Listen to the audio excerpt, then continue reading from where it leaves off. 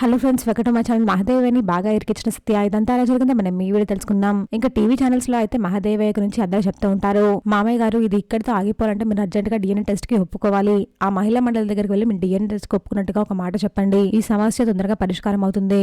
లేదు అంటే మీ రాజకీయ భవిష్యత్తుకి చాలా ముప్పు వస్తుంది. ఎంత వేగంగా అయితే అంత వేగంగా ఈ సమస్యని పరిష్కరించుకోండి. మీరు ఇలా ఆలోచిస్తున్న కొద్ది సమస్య పెద్దదవుతుంది తప్ప చిన్నదవ్వదు మావయ్య. వెంటనే ఆ మహిళా మండలి వాళ్ళ దగ్గరికి వెళ్ళి మీకు తనకి ఎలాంటి సంబంధం లేదు అని చెప్పి డిఎన్ఏ టెస్ట్ చేయమని చెప్పండి. మీరు డిఎన్ఏ టెస్ట్ చేయమన్నారు అంటే అక్కడ వాళ్ళకి అర్థమైపోతుంది. ఈయన డిఎన్ఏ టెస్ట్ చేయమన్నారు అంటే ఇందులో ఆయన తప్పేం లేదు అని అర్థమవుతుంది. ఆ డిఎన్ఏ రిపోర్ట్ లో కూడా మీ తప్పేం లేదు అని వస్తే ఇంకా మీ రాజకీయ భవిష్యత్తుకి ఎలాంటి అడ్డు ఉండదు మావయ్య అని సత్య అంటుంది. ఇప్పుడు డిఎన్ఏ టెస్ట్ కి ఒప్పుకుంటే కృష్ణ నా కొడుకు కాదు అని తెలిసిపోతుంది.